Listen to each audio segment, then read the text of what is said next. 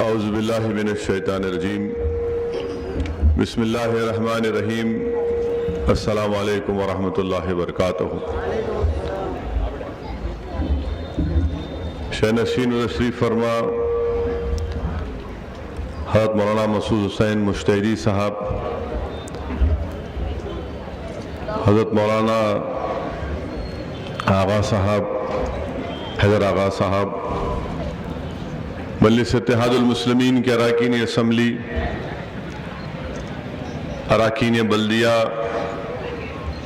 صدور معتمدین مجلس اتحاد المسلمین،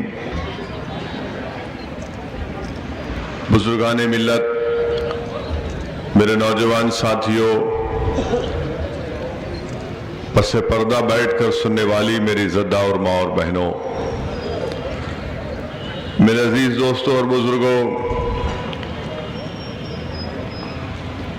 ہم ماہ رجب شروع ہو چکا ہے اور اس ماہ مبارک کے سلسلے میں حدیث شریف میں آیا کہ اللہ کے رسول صلی اللہ علیہ وسلم نے ارشاد فرمایا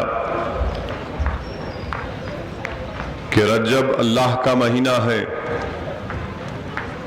شعبان رحمت اللہ عالمین صلی اللہ علیہ وسلم نے فرمایا کہ میرا مہینہ ہے، اور رمضان میری امت کا مہینہ ہے۔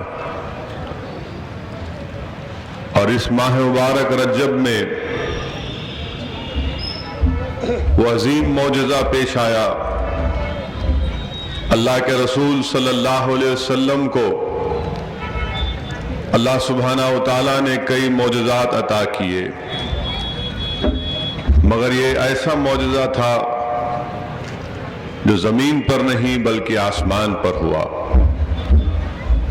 اور وہ ہے سفر معراج کا سفر، جس میں آپ اور ہم نے علماء کرام کے بصیرت و فروز خطابات کے ذریعے اس بات کو سنا کہ ہم کو نماز دی گئی، اور آج ضرورت اس بات کی ہے کہ اس ماہ رجب میں ہم سفر معراج کو جب یاد کرتے ہیں یا پھر شب معراج کا جلسہ ہوتا ہے تو بہت ضروری ہے میرے نوجوان ساتھیوں کہ ہم اپنے نمازوں کی سختی کے ساتھ پابندی کریں۔ جب تک ہم نماز کی پابندی نہیں کریں گے نہ ہم کو دنیا میں کامیابی ملے گی نہ آخرت میں کامیابی ملے گی۔ ہم میں اور غیروں میں پہچان صرف یہی ہے کہ نماز ہے، اور اس لیے بہت ضروری ہے، اور خاص طور سے میری گزارش نوجوان ساتھیوں سے ہے کہ وہ اپنی نمازوں کی پابندی کریں، پوری کوشش کریں کہ اپنے مسجدوں میں، محلے کی مسجدوں میں جا کر اپنی نماز باجماعت ادا کریں۔ یقیناً زندگی کی ضروریات کی تکمیل کرنا ہے، یقیناً حالات مشکل ہیں، ہر ایک گھر میں ایک چیلنج ہے، ایک تکالیف ہے، مگر میرے عزیز دوستوں اور بزرگوں، زندگی کے چیلنجز، زندگی کے مشکلات، یہ تمام چیزوں کا حل اسی وقت ہم کو نصیب ہوگا جب ہم اپنے سر کو اللہ کی بارگاہ میں جھکائیں گے، اور اس کے بعد اللہ کی ذات پر توکل کر کے ہم باہر نکل کر زندگی کے ہمارے نیک مقاصد کے حصول کے لیے جستجو کریں گے۔ جستجو کرنا ضروری ہے، محنت کرنا ضروری ہے، قربانیاں دینا ضروری ہے، اپنے آپ کو، اپنے سینوں کو پیش کرنا باطل طاقتوں کے آگے بہت ضروری ہے، مگر یاد رکھو یہ تمام چیزیں اس وقت پیدا ہوں گی جب ہم نماز کے پابند ہو جائیں گے۔ یقیناً انشاءاللہ تعالی ہم کو کامیابیاں ہمارے نصیب اور مقدر میں لکھی جائیں گی۔ اسی لیے میں تمام نوجوانوں سے خاص طور سے اپیل کر رہا ہوں کہ اپنی نمازوں کی پابندی کریں. برائیوں کا خاتمہ اسی وقت ہوگا جب ہم نماز کی پابندی کریں گے. یہ جہیز کی لعنت کی وجہ سے جو ہمارے بچیاں گھروں میں بیٹھ چکی ہیں، جن کی شادیاں ہونا مشکل ہو چکی ہیں، نوجوانوں یاد رکھو اس برائی کا خاتمہ ہم کو کرنا ہے. میں نوجوانوں سے بات اس لیے کر رہا ہوں کہ 2 دن پہلے فلک نما کے ایک 20 یا 21 سال کی عمر کے نوجوان کی جان چلے گئی. محض اس لیے اس بچے کی جان چلے گئی کہ وہ بچہ کوئی کسی ٹی وی شو میں جانے کی تیاری کر رہا تھا اور اپنے دوستوں کو کھڑا کر کے دکھا رہا تھا کہ میں اپنے منہ میں گیس کا تیل رکھ کر آگ پر پھونکوں گا اور جب میرے کپڑوں کو آگ لگے گی تو میں فوراً کپڑے اتار کر پھینک دوں گا. اور یہ مظاہرہ کر رہا تھا. اس کے دوست اس کی اس حرکت کو اپنے سیل فون کے کیمرے میں ریکارڈ کر رہے تھے. اس نوجوان کو یہ شوق تھا کہ وہ ٹی وی پر آ جائے اور اس کا یہ شوق اس کی موت کا سبب بن گیا. آگ اس کو لپیٹ میں لے لی، وہیں جل گیا اور جو 2 دوست وہاں پر کھڑے تھے اس کو چھوڑ کر بھاگ گئے. اب آپ بتائیے کہ آخر یہ کیا ہو رہا ہے ہماری بستیوں میں، ہمارے معاشرے میں؟ کون ان لوگوں کو، ہمارے نوجوان بچوں کو اس طرح کی سوچ دیتا ہے کہ ایک نوجوان بچہ صرف ٹی وی پر ایک ٹیلنٹ شو میں جانے کے لیے، اپنے آپ کو ایک کرتب دکھانے کے لیے اپنے آپ کو جلا کر مر جاتا ہے؟ ذرا تھوڑی دیر کے لیے سوچئے کہ اس کے ماں باپ پر کیا گزرتی ہوگی. کیا ان نوجوانوں کو بار بار ہم نہیں کہتے کہ اپنا وقت برباد مت کرو، اپنے وقت کا صحیح استعمال کرو؟ کیا آپ اور ہم بھول چکے کہ میر چوک کے علاقے میں ایک فرضی کشتی کے مظاہرے میں کسی ایک نوجوان نے ایک بچے کو گھوسا مارا، وہ وہی موقع پر ہلاک ہو گیا. میں نوجوانوں سے خطاب مخاطب ہوں اور آپ سے گزارش کر رہا ہوں کہ ان چیزوں میں، ان حرکتوں میں کوئی فائدہ نہیں ہے.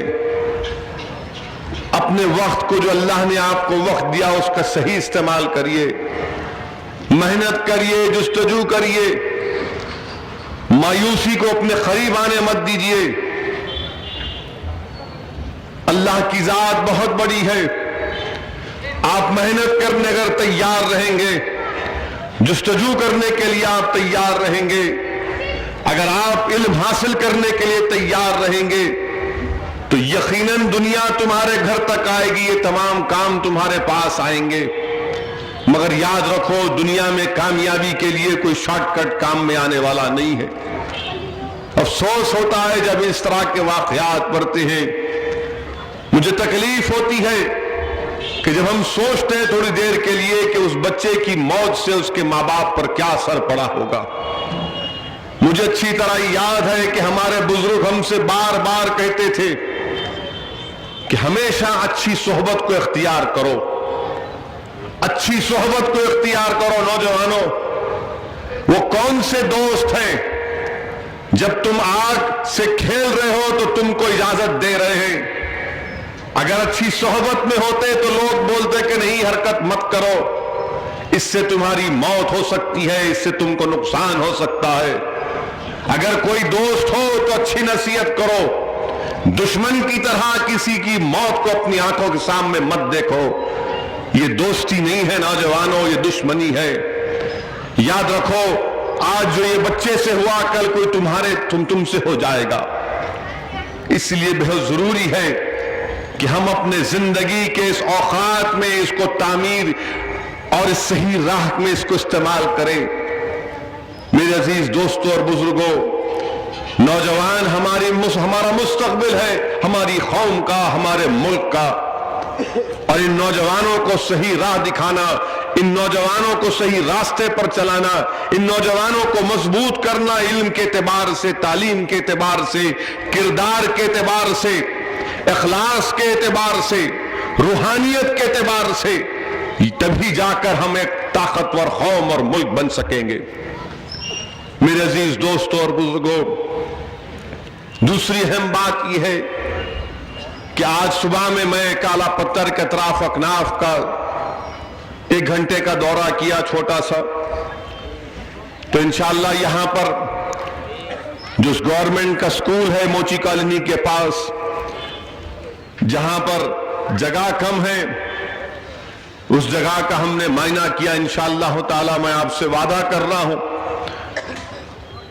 کہ ایم پی فنڈ کے ذریعے سے وہاں پر انشاءاللہ 1.5-2 کروڑ کی ایک نئی عمارت بنائی جائے گی، تاکہ وہاں پر اس جو پرائمری سکول اب چل رہا ہے، اس پرائمری سکول کے لیے کلاس روم دستیاب ہو سکے، کلاس روم بنے، اور ساتھ ہی ساتھ جو اوپر سٹوین کی طرف سے جو کمپیوٹر ٹریننگ کا سینٹر چل رہا ہے، اس کو اچھی طرح سے بھی چلایا جا سکے۔ انشاءاللہ تعالی اسٹیمیٹ بنایا جائے گا، اور میں اپنے ایم پی فنڈ سے یہ خط لکھ کر کلیکٹر کے پاس پہنچاؤں گا۔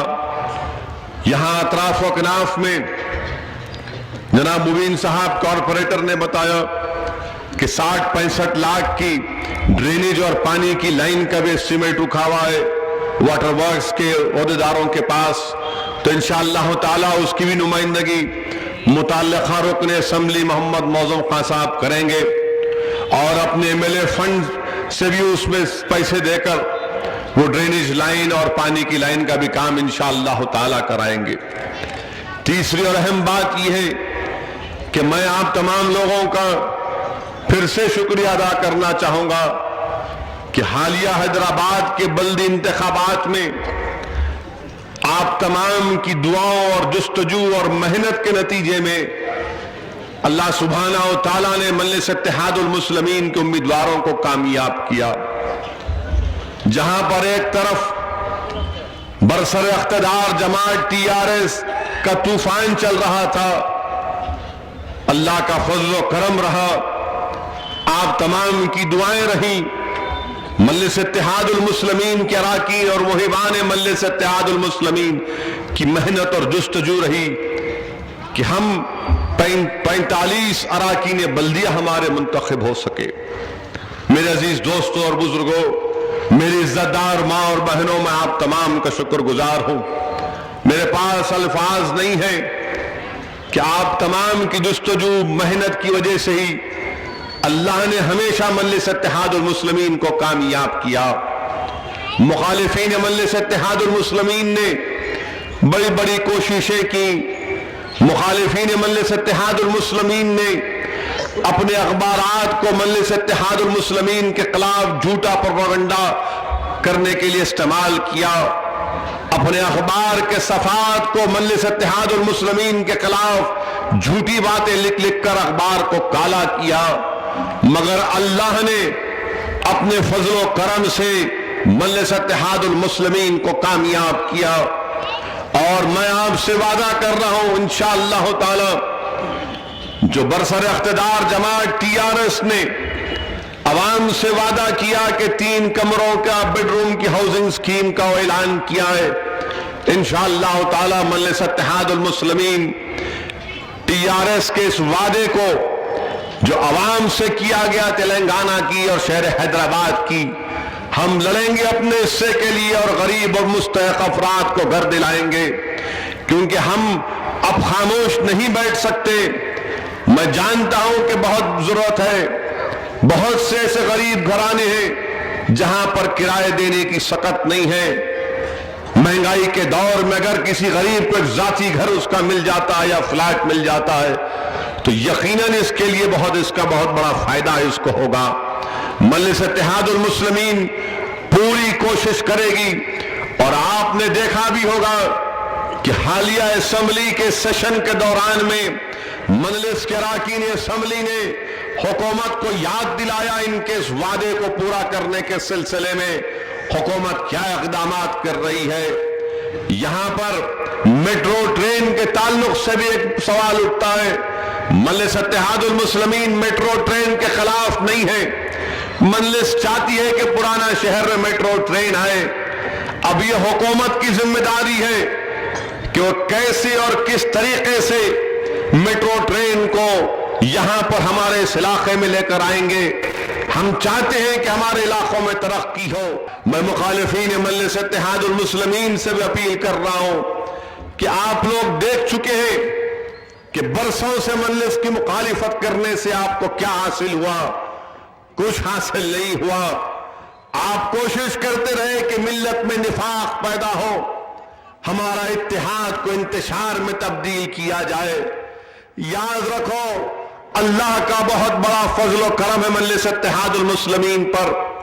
صدقہ ہے نبی کریم صلی اللہ علیہ وسلم کا, اولیاء اللہ اور اہل دل کی دعائیں ہیں کہ حکومتیں آئیں چلے گئیں. اس جماعت نے اپنے سیاسی سفر میں بڑی بڑی برسر اقتدار طاقتور جماعتوں کو اور طاقتور چیف منسٹروں کو دیکھا جن کی دلی تمنا اور آرزو تھی کہ مجلس اتحاد المسلمین کو کمزور کیا جائے. مگر قدرت کا نظام ایسا رہا کہ جو خواہش کرتے تھے, جو سمجھتے تھے کہ میں چیف منسٹر ہوں, میری پارٹی برسر اقتدار ہے اور میں وقت کا فرعون نمرود ہوں, تو اللہ نے ان غرور اور تکبر میں ڈوبے شخصیتوں کو شکست دی. ان کا طوفان کسی اور جگہ پر چلا, ان کا جادو کسی اور علاقے میں چلا, مگر جب ہمارے علاقے کی طرف رخ کیا تو اللہ نے کہا کہ نہیں, یہ غلاموں کی سرزمین ہے, یہ اہل دل کی سرزمین ہے, یہ لڑنے والوں کی سرزمین ہے, یہ وہ سرزمین ہے جہاں کے نوجوانوں کا دل تڑپتا ہے ہندوستان میں اگر کسی پر کوئی تکلیف گزرتی ہے. اور ہمیشہ اللہ نے ہم پر کرم اور فضل کیا. اب ذمہ داری ہمارے اراکین بلدیہ کی ہے, مجلس کی ہے کہ ہمارے اراکین بلدیہ ان تمام امیدوں پر اتریں اور عوام کو تکلیف نہ دے. یہ مت سمجھیے کہ آپ رکن بلدیہ ہو گئے, دن رات محنت کرنا ہے, عوام کے درمیان میں رہنا ہے تاکہ جو عوام ہم سے امیدیں وابستہ کی ہیں ہم اس کو پورا کر سکے. میں پھر سے آپ تمام لوگوں کا شکر گزار ہوں کہ آپ لوگوں کی محنت, آپ لوگوں کا نکل کر ووٹ ڈالنا یہ مجلس کے لیے کامیابی کا ضامن بنا. ساتھ ہی ساتھ یہ بھی کہنا چاہوں گا کہ ہمارا پولنگ کا پرسنٹیج بڑھنا چاہیے.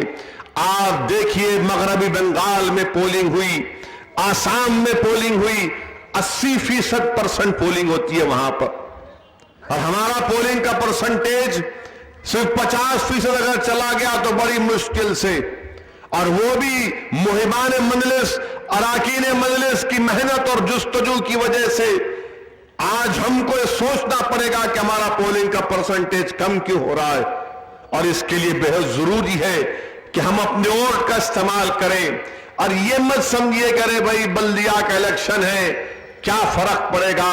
آپ کا یہ جمہوری حق ہے, آپ کو نکل کر اپنے ووٹ کا صحیح استعمال کرنا ہے. ایک اور بات جو میں آپ کے سامنے عرض کرنا چاہ رہا ہوں کہ ہمارے ملک میں جو برسر اقتدار جماعت ہے بی جے پی, ان کو اقتدار ضرور ملا. 280 سے زائد اراکین لوک سبھا ہندوستان کی عوام نے ان کو ووٹ دے کر کامیاب کیا. 31% انہوں نے ووٹ حاصل کیا, اور عوام جس نے ان کا ساتھ دیا تھا وہ یہ سمجھ رہی تھی کہ مودی کے وزیر اعظم بن جانے کے بعد جو عوام مسائل سے دو چار تھی اس مسائل کی طرف توجہ لی جائے گی, حکمرانی میں صاف و شفافیت یا اچھی حکمرانی دی جائے گی, عوامی مسئلوں پر کام ہوگا. مگر آج آپ دیکھتے ہیں کہ 2 سال کے قریب سے 22-23 مہینے کا عرصہ ہو چکا ہے. آج مودی سرکار جو وعدے کیے گئے تھے, جو عوام سے وعدے کیے گئے تھے, آج کسی ان وعدوں کو پورا کرنے کے موقف میں نہیں ہے. اقتدار ملا, ملتے ہی اقتدار ملتے کی بات چھیڑی گئی لو جہاد کی. جب لو جہاد ختم ہوا تو گھر واپسی کی بات شروع ہوئی. جب گھر واپسی ختم ہوا تو اس کے بعد گوشت کی سیاست شروع ہوئی کہ مسلمان گائے کا گوشت کھاتے ہیں اور اخلاق کو مار دیا گیا. اب ایک نئی سیاست شروع کر رہے ہیں, حب الوطنی کی اور نعروں کی سیاست.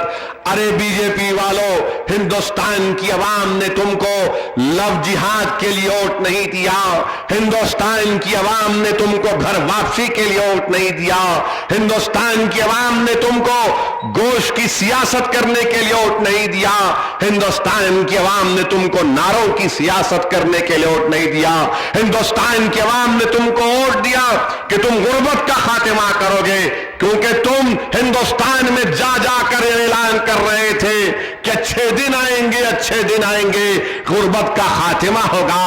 ہندوستان کے عوام نے تم کو ووٹ دیا کہ میرے جیب میں اور میرے گھر میں پیسہ آئے گا, کیونکہ تم نے وعدہ کیا تھا کہ غریبوں کو 15 لاکھ ملیں گے.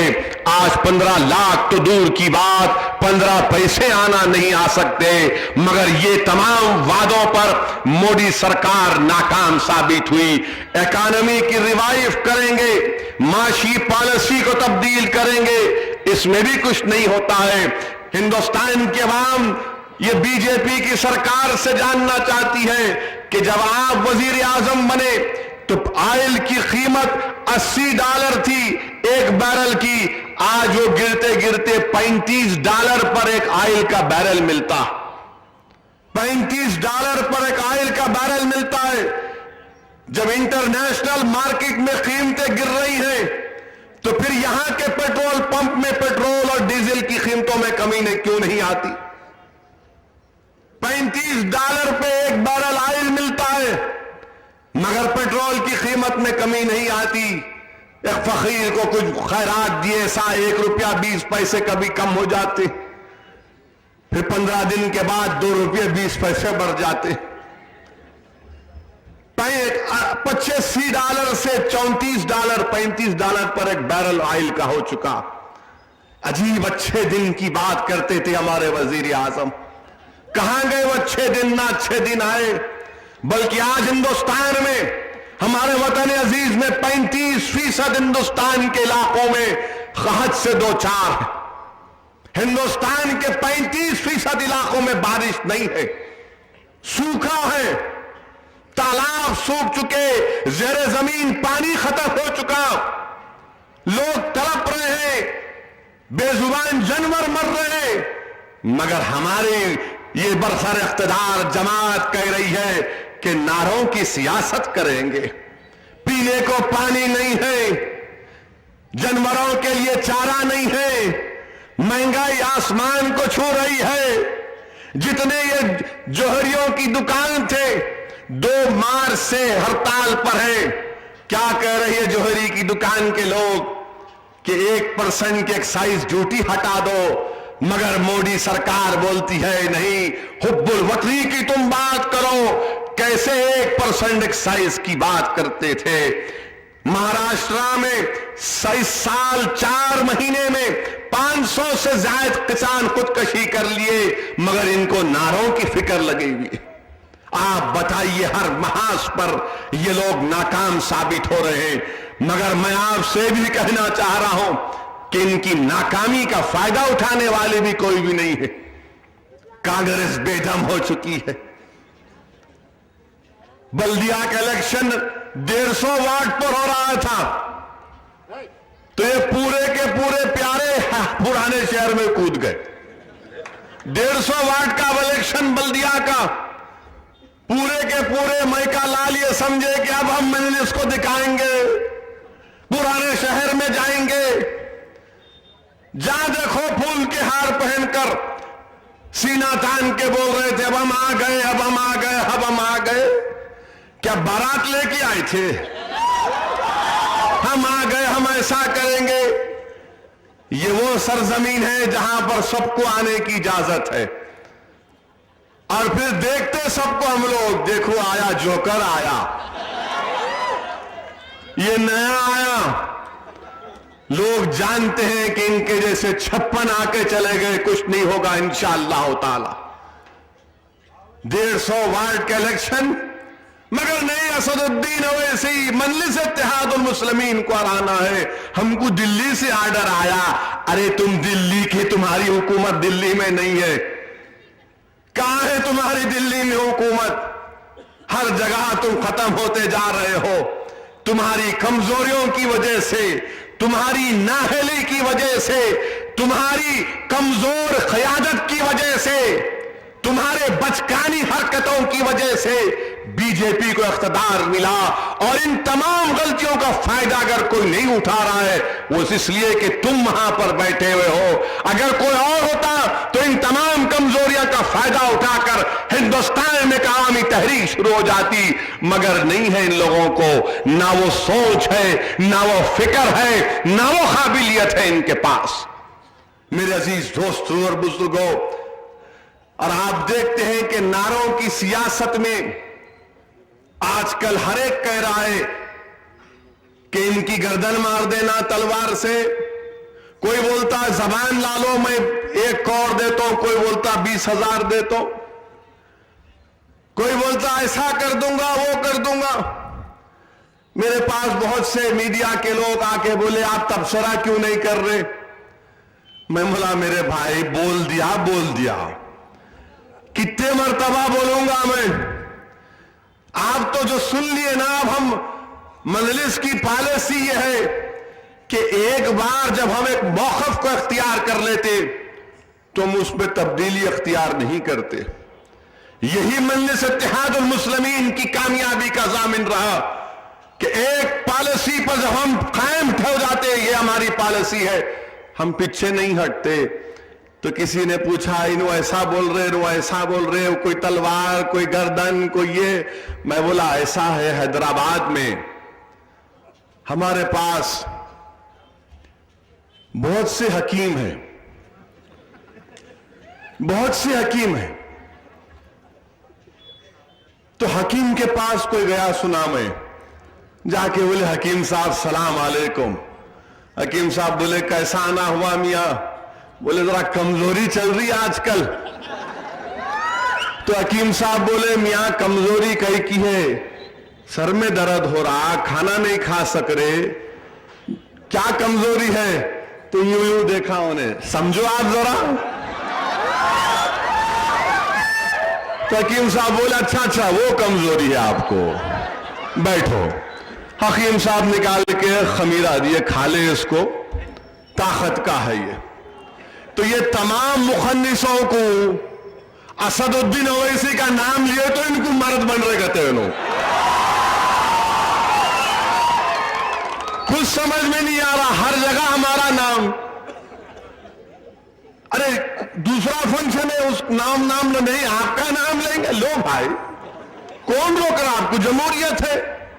اچھا ہے اگر آپ کے پیٹ کا درد دور ہو جاتا ہے، اگر آپ کو رات میں نیند آتی ہے، لیجئے گالی، خوب دیجئے گالی. 1 نہیں 2 دو، 10 دو، 100 دو. کیونکہ تاریخ اسلام گواہ ہے کہ اگر حق کو گالی سے دبانے کی کوشش کی گئی تھی، مگر گالیوں سے حق دبا نہیں. پتھریں برسا کر حق کو دبانے کی کوشش کی گئی تھی، مگر پتھروں نے حق کو نہیں دبا سکے. شاہ بن ابی طالب میں محروس کر دیا گیا تھا، مگر حق کو دبا نہیں سکے. مکے کی سرزمین پر اونٹ کی اجڑی ڈالی گئی، مگر حق کو دبا نہیں سکے. ارے میں تو ان لوگوں کا نام لیوا ہوں، ان لوگوں کے غلاموں کا غلام ہوں. میری نسبت ان لوگوں سے ہے. آپ میرا کیا کریں گے؟ اگر جانا ہے تو جائیں گے ایک دن. کون آیا جینے کے لیے یہاں پر؟ یہ تو میرے لیے قید خانہ ہے، اور میں جانتا ہوں کہ میرا سفر ختم نہیں ہوگا قبر میں جانے کے بعد بھی.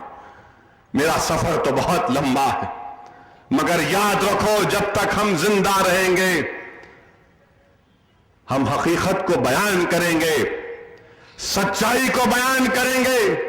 اور میں ان تمام ظالموں سے وعدہ کر رہا ہوں کہ میں تمہاری آنکھوں میں آنکھیں ڈال کر تمہارے بڑے بڑے وقت کے فرعون اور نمرودوں کے سامنے کھڑے ہو کر اللہ نے مجھے یہ صلاحیت دی، اللہ نے مجھ پر کرم کیا، اللہ نے مجھے ہدایت دی کہ میں وقت کے نمرود اور فرعون کے سامنے کھڑے ہو کر حق کو بیان کیا، بیان کرتا رہوں گا۔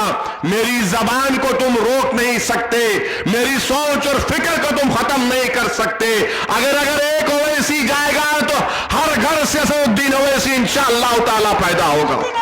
اور میرے عزیز دوستوں اور بزرگوں، یہی کام آپ کو اور ہم کو کرنا ہے کہ مصلحت کے نام پر بزدلی اختیار نہیں کی جا سکتی۔ اور یاد رکھو، جو نوجوان پڑھے لکھے، میں تم سے کہہ رہا ہوں کہ ہندوستان کے کانسٹیٹیوشن کو پڑھو، ہندوستان کے کانسٹیٹیوشن کو پڑھو۔ ہندوستان کی کانسٹیٹیوشن میں فنڈامنٹل رائٹ ہے، فنڈامنٹل رائٹ ایکسپریشن کے لیے ہے، فنڈامنٹل رائٹ مذہبی آزادی ہے، فنڈامنٹل رائٹ اقلیتوں کو ان کے تہذیب اور تعلیم پر ان کے حقوق دیے گئے، جو عدلیہ بھی ہم سے ان حقوق کو چھین نہیں سکتی۔ یہ بچے آ کے بول رہے کہ ایسا کریں گے، کچھ نہیں کر سکتے۔ آپ یاد رکھو، قانون میرے ساتھ ہے، ہندوستان کا کانسٹیٹیوشن مجھے اس بات کی اجازت دیتا ہے، اور میں جو کچھ بھی کر رہا ہوں اپنی ذات یا اپنی نفس کے لیے نہیں کر رہا ہوں، کیونکہ تم اگر ہم سے کہہ رہے ہو کہ نعروں کی سیاست میں اگر ہم تم کو شرک میں مبتلا کرنا چاہو گے تو تم ہم کو شرک میں مبتلا نہیں کر سکتے۔ یقیناً ہم گناہگار ہیں، خطا کار ہوں گے، کمزور ہوں گے، مگر ہم شرک کو اختیار نہیں کر سکتے، ہم شرک کو اختیار نہیں کر سکتے۔ ہم کسی اور مسلک میں ہوں گے، یہ مسلک وہ مسلک، مگر ہر مسلک یہی کہتا ہے کہ توحید پر کمپرومائز نہیں کیا جا سکتا، توحید پر کمپرومائز نہیں کیا جا سکتا۔ اور اگر تم یہ سمجھ رہے ہو کہ یہ بولنے سے ایسا ہوگا، نہیں ہوگا۔ ایک اور اہم بات میرے عزیز دوستوں اور بزرگوں، وہ یہ ہے کہ ہماری باتوں پر ناراضگی کا اظہار کرتے ہیں۔ آر ایس ایس کا فنکشن احمد آباد میں ہوا،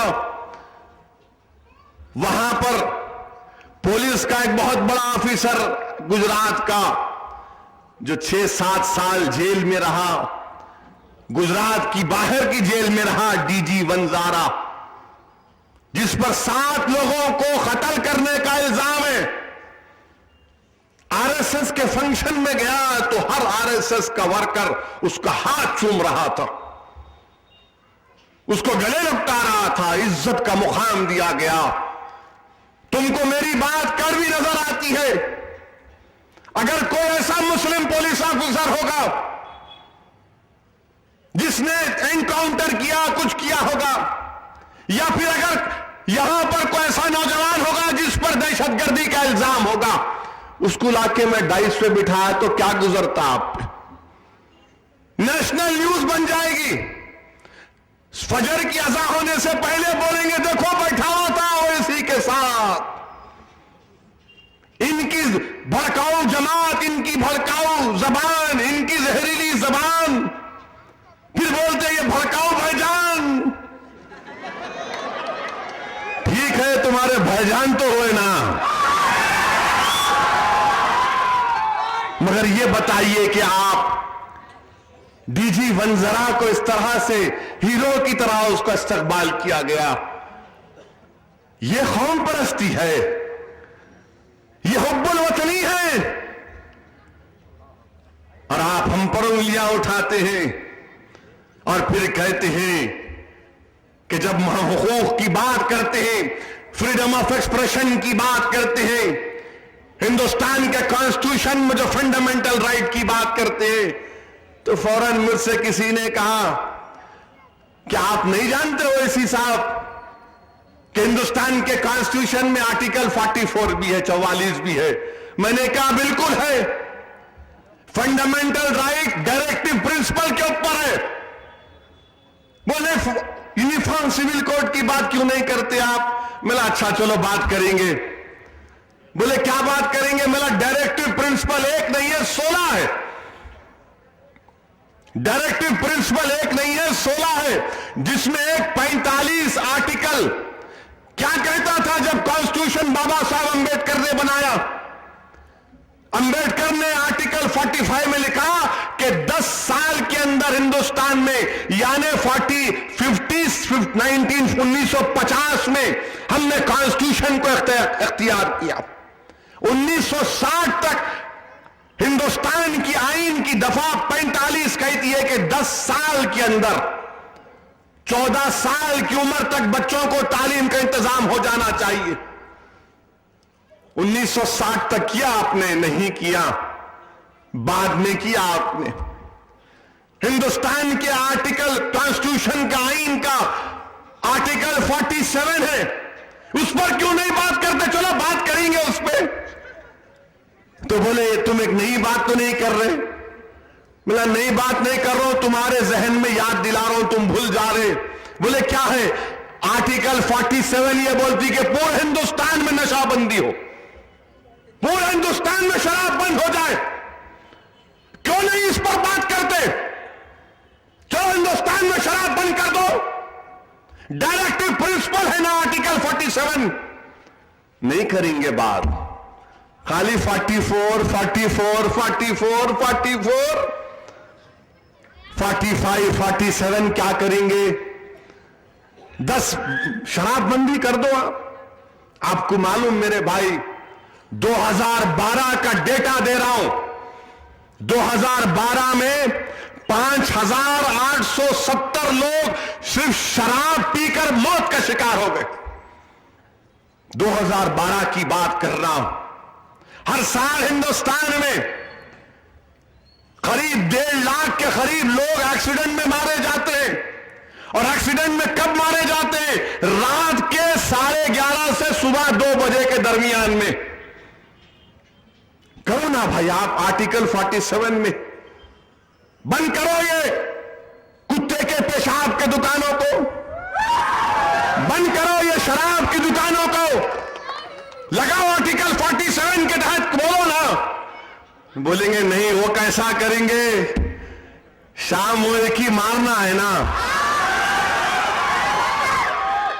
बगैर गिलास के नींद नहीं आती इनको।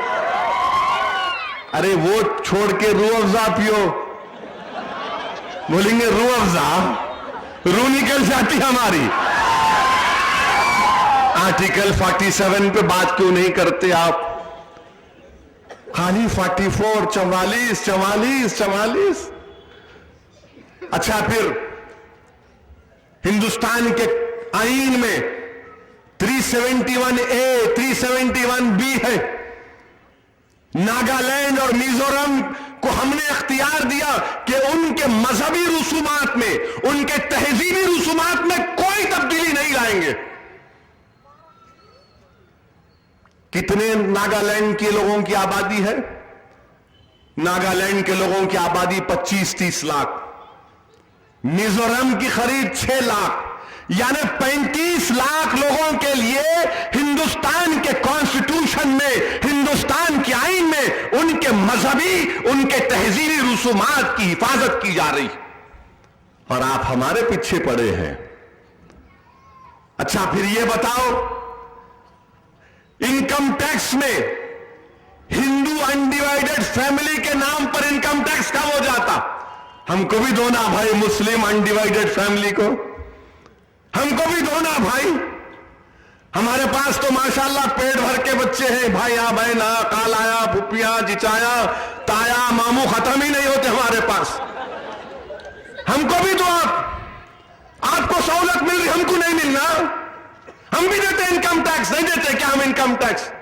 नहीं, इस पे बात नहीं करेंगे। ओनली 44, खाली 44 पे बात करेंगे। नहीं, वो शादियां करते आप लोग, बताओ रिकॉर्ड बताओ हमको। एक में मर रहे हम। कैसा करते लोग 2-2, 3-3, मेरे को समझ में नहीं आता। बड़ा दिल जिगर होगा उनके पास। मगर क्या आपके पास डेटा है? डेटा है, डेटा है। 2 बीवियां किसके पास ज्यादा, 3 बीवियां किसके पास, यह भी बयान करूं क्या? اگر یہ بولوں گا تو بولیں گے دیکھو پھر سے بھڑکاؤ بھائی جان کچھ بول کے چلے گئے. ہر چیز ہے ہمارے پاس، مگر آپ صرف ہم سے بغض رکھتے ہیں، ہم سے نفرت کرتے ہیں، ہماری تہذیب سے نفرت کرتے ہیں، ہمارے مذہب کے ان تمام اصولوں کو سمجھ نہیں پاتے. سمجھو ہمارے مذہب کے اصولوں کو. آپ ہندوستان دنیا میں ایک واحد ملک ہے جہاں پر 150 سے زائد 200 سے زائد زبانیں بولی جاتی. ہر 100 کلومیٹر پر 80 کلومیٹر پر الگ تہذیب اور تمدن ہے. یاد رکھو اس ملک کی طاقت اس کی یہ تمام ڈائیورسٹی ہے. اس ملک کی طاقت اس کی ڈائیورسٹی ہے. دنیا میں کوئی ایسا ملک نہیں ہندوستان کی طرح جو میرا وطن عزیز ہے. اور کوئی ہم کو یہاں پر اس ملک سے محبت کرنا ہم کو مت سکھائیے. آپ مت سکھائیے ہم کو ملک سے محبت کرنا. ہم اس ملک میں 1000 سال سے رہ رہے ہیں. اس ملک کو ہم نے آزاد کیا انگریزوں سے. جہاد کا فتویٰ علماء کرام نے دیا. علامہ فضل حق خیرآبادی رحمت اللہ علیہ نے کالا پانی کی سزا کو قبول کیا، موت کو گلے لگایا، مگر انگریزوں کے سامنے بھیک نہیں مانگی کہ مجھے معاف کر دو. خط لکھ کر نہیں دیا علامہ فضل حق خیرآبادی رحمت اللہ علیہ نے. اور آپ جس کو بڑا بہادر بہادر بولتے انہیں 5 خط لکھ کے دیا انگریز سرکار سے کہ میرے کو معاف کر دو، میرے کو چھوڑ دو، میں آپ کا غلام رہوں گا. ہم نے کہا کہ نہیں، جب ہم نے فتویٰ دیا ملک کو آزاد کرانے کا تو موت کو گلے لگائیں گے. یہ جیلوں میں جو ان کو ڈالا گیا تو انہوں نے جیلوں سے آواز لگا کر کہا سن لو برطانیہ کی گوری چمڑی والی سرکار، تمہاری جیل کی دیواریں ہماری آواز حق کو دبا نہیں سکے گی. اسی طرح ہم نے اس ملک کو آزاد کیا. آج یوں آ کے ہم کو بول رہے، ایسا بولے تو تم ہندوستان کے چاہنے والے، نہیں تو تم پاکستان چلے جانا. کیوں؟ تمہارے باپ کا ملک ہے. پاکستان کو جانا کرتے، ارے جب نہیں گئے اب جائیں گے.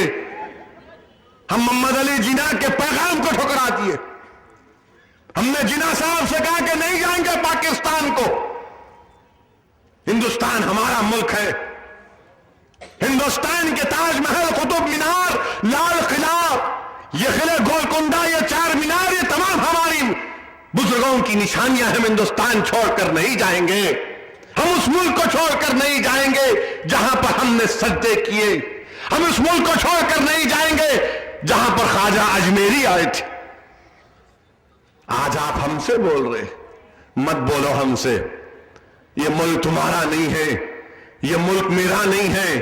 یہ ملک نہ ہندوؤں کا ہے، یہ ملک نہ مسلمانوں کا ہے، یہ ملک نہ سکھوں کا ہے، یہ ملک نہ عیسائیوں کا ہے. یہ ملک ہندوستانیوں کا، یہ ملک ہندوستانیوں کا ہے. اس ملک میں کبھی یہ ملک ہندو راشٹر نہیں بن سکتا، نہ بننے دیں گے انشاءاللہ تعالی. یہ ملک سیکولرزم کے اصولوں پر قائم ہوا تھا اور یہ ملک انشاءاللہ تعالی سیکولرزم کے اصول پر قائم رہے گا. یقیناً یہاں پر کمزوریاں ہیں، ناانصافیاں ہیں، مگر ہماری لڑائی ملک کے خلاف نہیں ہے، نہ کبھی تھی نہ انشاءاللہ رہے گی. ہماری لڑائی ان 10% لوگوں کے خلاف ہے جو 90% ہندوستان کی عوام کو محروم رکھ رہے ہیں. جو 10% لوگ اقتدار کی کرسیوں پر بیٹھتے ہیں اور 90% عوام کو غربت اور مفلسیوں کا مقدر بنا کر رکھ دیے. آج جیلوں میں سب سے زیادہ مسلمان ہیں، اس پر کوئی بات نہیں کرتا. آلیر کا انکاؤنٹر ہو کر 1 سال ہو گیا، انکوائری کیا ہوئی نہیں معلوم ہوتا. مکہ مسجد کی فائرنگ کی رپورٹ حکومت کے پاس ہے، پیش نہیں کی جاتی. میرے عزیز دوستوں اور بزرگوں، ان حالات میں ہم کو اپنی جماعت کو مضبوط کرنا ہے، اپنی جماعت کو اور مضبوط کرنا ہے. لوگ بہت سے آئیں گے، بہت چلے جائیں گے، انہوں ایسا کر رہے کہتے انہوں ایسا کر رہے. ارے یاد رکھو مجلس کی طاقت کی وجہ سے یہ تمام اسکیموں میں اضافہ ہو رہا ہے. مجلس کی بے باک آواز کی وجہ سے تلنگانہ کی اسمبلی میں حکومت کو مجبور کیا جاتا.